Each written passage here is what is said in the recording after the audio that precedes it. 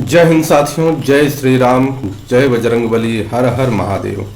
मित्रों, आज श्री रामचरितमानस अक्षरशः कथा ज्ञान यज्ञ की अगली कड़ी में हम लोग आगे बढ़ रहे हैं और अगली कड़ी में आज हम देखेंगे कि किस प्रकार से प्रभु श्री रामचंद्र जी अब सीता माता के स्वयंवर के लिए जाते हैं और विश्वामित्र जी किस प्रकार से उनको आगे बढ़ाते हैं और कैसे जो राजा दशरथ जी ने उन्हें कहा था कि तुम मुनि पिता आन नहीं कोई, मतलब जब राजा दशरथ जी ने विश्वामित्र जी को प्रभु श्री रामचंद्र जी सौंपे थे तो श्री रामचंद्र जी के बारे में कहा था कि आप ही अब आज से पिता की तरह से हैं, अर्थात आगे किस प्रकार से काम करते हैं। हम लोग अपने निजी कार्यों को प्रतिदिन करते हैं। जीवन तो निश्चित रूप से चाहे राजा हो या रंक हो, सबका जीवन इस धरती पर यहीं पर समाप्त हो जाएगा, चला जाएगा। परंतु इस बात का चिंतन करने की आवश्यकता जरूर है कि जिस परम पिता परमात्मा ने इस ब्रह्मांड को बनाया, कोटि ब्रह्मांड की बात, कोई ऐसी ताकत है कि जो बनाते हैं और निज कर्मों के हिसाब से लोगों को कार्य करने के लिए प्रेरित करते हैं या जंजाल को भोगने के लिए प्रेरित करते हैं। हम कौन से ऐसे कार्य करें जिसके कारण इन जंजालों से दूर हो। तो जो भी कार्य हम कर रहे हों उस कार्य में अगर ईश्वर की साधना करके, ईश्वर की आराधना करके उसमें शामिल होते हैं तो निश्चित रूप से हमारा यह लोक और परलोक सब का सब बन जाएगा। आइए हम श्री रामचरितमानस के माध्यम से आगे हम समझने का प्रयास करते हैं कि हिंदू धर्म, सनातन धर्म की श्रेष्ठता किस प्रकार से है। आइए जानते हैं। अब आगे मास पारायण 7वां विश्राम, पृष्ठ संख्या 175, दोहा संख्या 211 से आगे।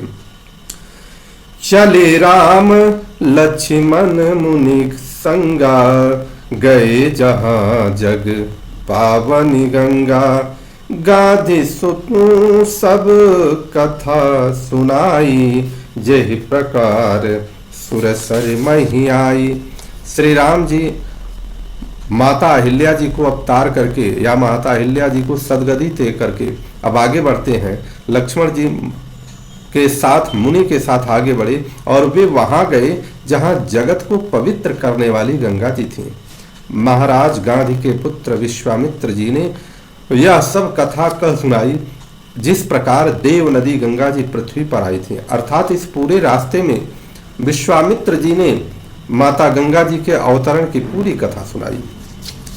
तब प्रभु ऋषि न समेत नहाए, विविध दान मही देवन ही पाए, हर्षि चले मुनि वृंद सहाया, बेग विदेह नगर नियर आया। तब प्रभु ने ऋषियों सहित गंगा में स्नान किया और ब्राह्मणों को भांति भांति के दान पाए। फिर मुनि वृंद के साथ वे प्रसन्न होकर चले और शीघ्र ही जनकपुर के निकट आ गए, अर्थात विदेह राज के निकट आ गए। पुर रम्यता राम जब देखी, हर्षे अनुज समेत विशेषी, बापी कूप सरित सरनाना, सलिल सुभाषय मनि सोपाना। श्री राम जी ने जब जनकपुर की शोभा देखी तब वे छोटे भाई लक्ष्मण सहित अत्यंत हर्षित हुए। वहां अनेकों बावलियां कुएं हैं, नदी और तालाब हैं जिनमें अमृत के समान जल और मड़ियों की सीढ़ियां लगी हुई हैं। गुंजत मंजो मंतरस भृंगा, कूजत कल बहुवरन विहंगा, बरन बरन बिक से बन जाता, त्रिविध समीर सदा सुखदाता। मकरंद रस से मतवाले होकर भंवरे सुंदर गुंजार कर रहे हैं। रंग बिरंगे पक्षी मधुर शब्द कह रहे हैं। रंग रंग के कमल खिले हुए हैं। सदा सुख देने वाले शीतल मंद सुगंध पवन बह रही है। सुमन बाटिका बाग बना, विपुल विहंग निवास, फूलत फलत सुपल्लवत, सोहत पुर चहुपास। पुष्प वाटिका, बाग और वन जिनमें बहुत से पक्षियों का निवास है, फूलते फलते और सुंदर पत्ते से लदे हुए नगर के चारों ओर सुशोभित पा रहे हैं। प्रभु श्री रामचंद्र जी ये सारा दृश्य देख रहे हैं। बनई न बरनत नगर निकाई, जहाँ जाई मन तहीं लोभाई। चारु बजारु विचित्र अबारी, मणिमय विधि जनु स्वकर संवारी। नगर की सुंदरता का वर्णन करती नहीं बनता। मन जहाँ जाता है वहाँ लुभा जाता है। सुंदर बाजार है, मड़ियों से बने हुए विचित्र छज्जे हैं, मानो ब्रह्मा ने उन्हें अपने हाथों से बनाया है। धनिक बनिक बर धनद समाना, बैठे सकल वस्तु लय नाना। चौहट सुंदर गली सुहाई, संतत रही सुगंध सिंचाई।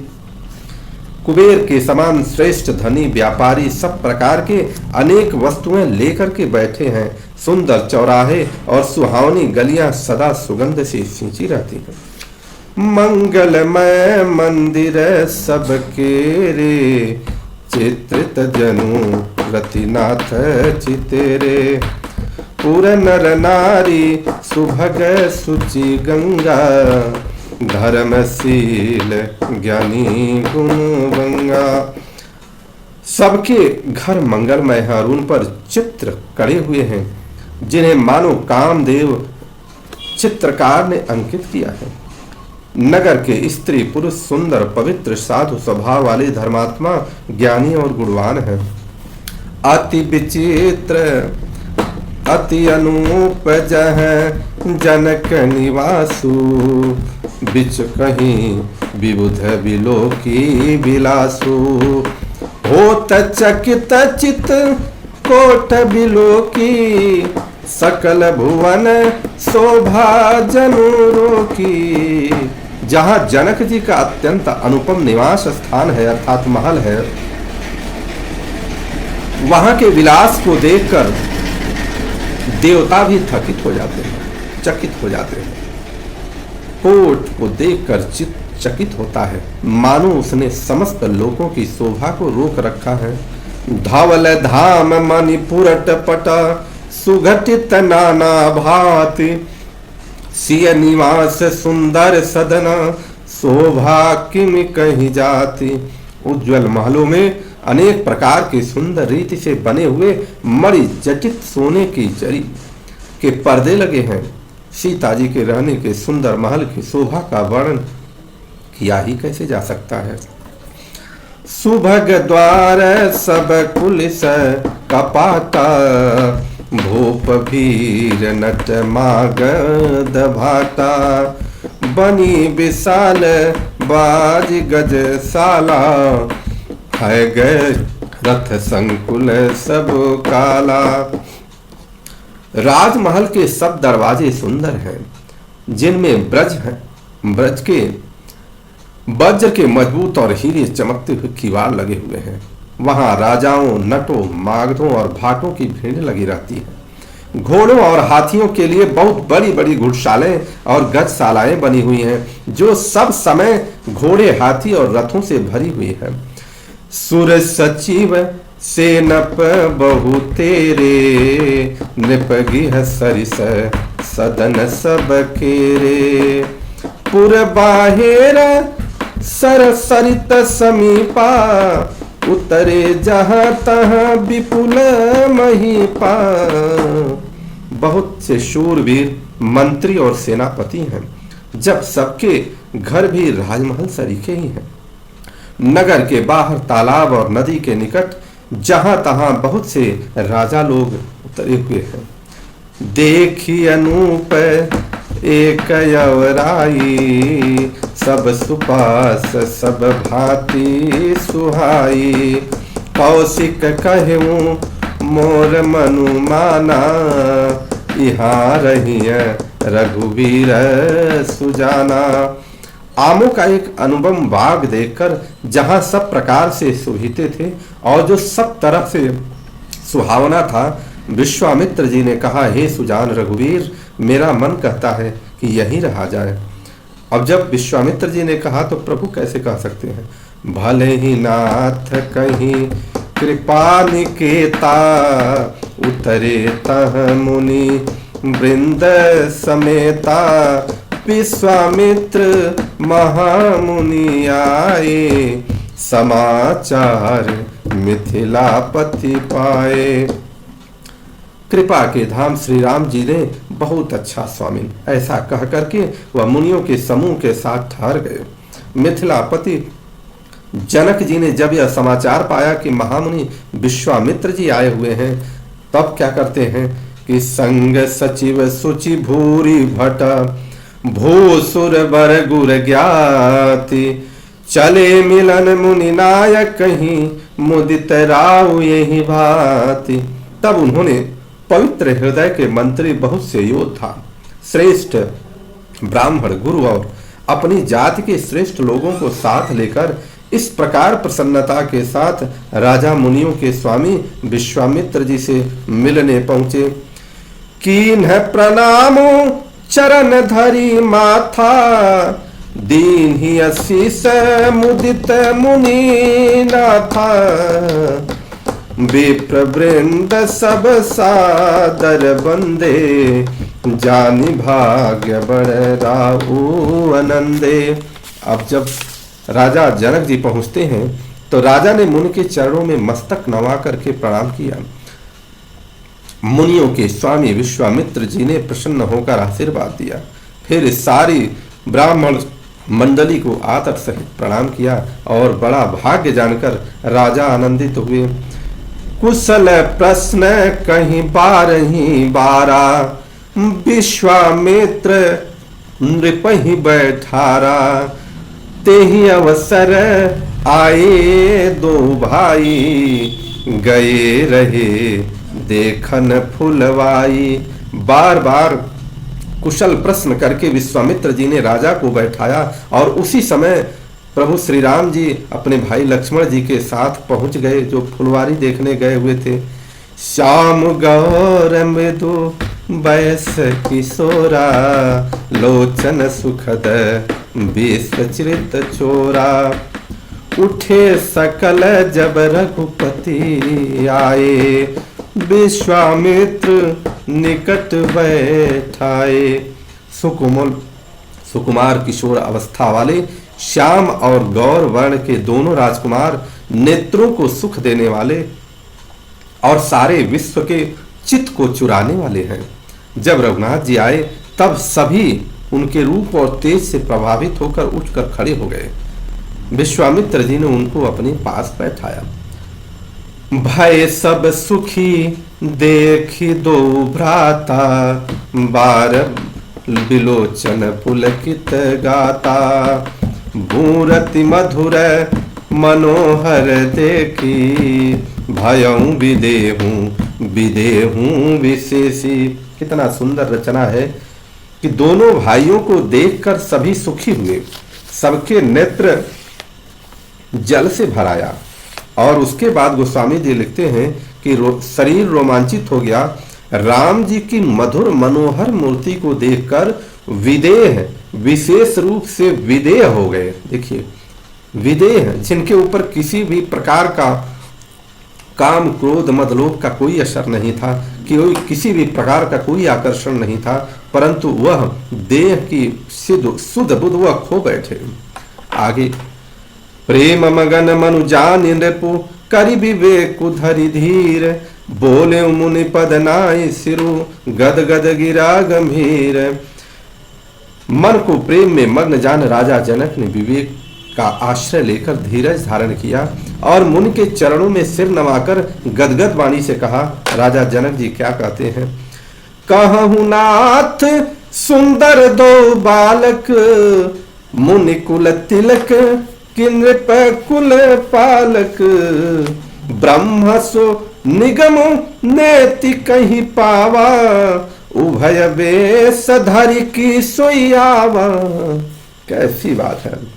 हे नाथ, कहिए, ये दोनों सुंदर बालक मुनिकुल के आभूषण हैं या किसी राजवंश के पालक हैं, अथवा जिनका वेदों ने नेति कहकर गान किया है, कहीं वह ब्रह्मा तो युगल रूप धारण नहीं करके आए हैं।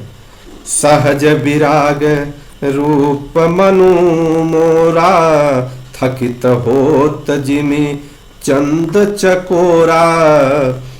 ताते प्रभु पूछऊं सती भाऊ, कहूं नाथ जनी करऊं दुराऊ। कह रहे हैं कि मेरा मन जो स्वभाव से ही वैराग्य है, अर्थात वैराग्य से युक्त है, इस तरह मुग्ध हो रहा है जैसे चंद्रमा को देखकर चकोर। हे प्रभु, इसलिए मैं आपसे सत्य भाव से पूछता हूँ कि हे नाथ बताइए, छिपाव न कीजिए कि ये कौन है। इन्हीं बिलोकतयति अनुरागा, बरबस ब्रह्म सुख ही मन त्यागा। कह मुनि बिहसी कहे नृपनी का, बचन तुम्हार न होई अली का। इन्हीं बिलोकत अति अनुरागा, इनको देखते ही अत्यंत प्रेम की वश होकर मेरे मन में जबरदस्ती ब्रह्म सुख को त्याग दिया है। मुनि ने हंसकर कहा, हे राजन, कह मुनि बिहसी कहे नृप नीका। हे राजन, आपने ठीक कहा, आपका वचन मिथ्या नहीं हो सकता। ये प्रिय सब ही जहां लगे प्राणी, मन मुस्काही राम सुनि बानी। रघुकुल मनि दशरथ के जाए, मम हित लागी नरेश पठाए। जगत में जहां तक प्राणी है ये सभी को प्रिय है। मुनि की वाणी सुनकर श्री राम जी मन ही मन मुस्कुराते हैं, हंसकर मानो संकेत करते हैं कि रहस्य खोलिए नहीं प्रभु। तब मुनि ने कहा, ये रघुकुल मणि महाराज दशरथ के पुत्र हैं, मेरे हित के लिए राजा ने इन्हें मेरे साथ भेजा है। राम लखन दो बंधु बर, रूप शील बल धाम। मख राख्यूं सब साखी जगु, जीते असुर संग्राम। ये राम और लक्ष्मण दोनों श्रेष्ठ रूप हैं, शील और बल के धाम हैं। सारा जगत साक्षी है कि इन्होंने युद्ध में असुरों को जीतकर मेरे यज्ञ की रक्षा किया है। इस प्रकार से विश्वामित्र जी ने प्रभु श्री राम जी और लक्ष्मण जी के बारे में वर्णन करते हैं और यहाँ वार्तालाप चलता है। श्री रामचरितमानस अक्षरशः कथा ज्ञान यज्ञ का आप श्रवण करिए, अपने गाड़ियों में लगाइए, अपने घरों में लगाइए। कोई कार्य अगर आप कर रहे हैं, कार्य करते समय लगा करके छोड़ दीजिए।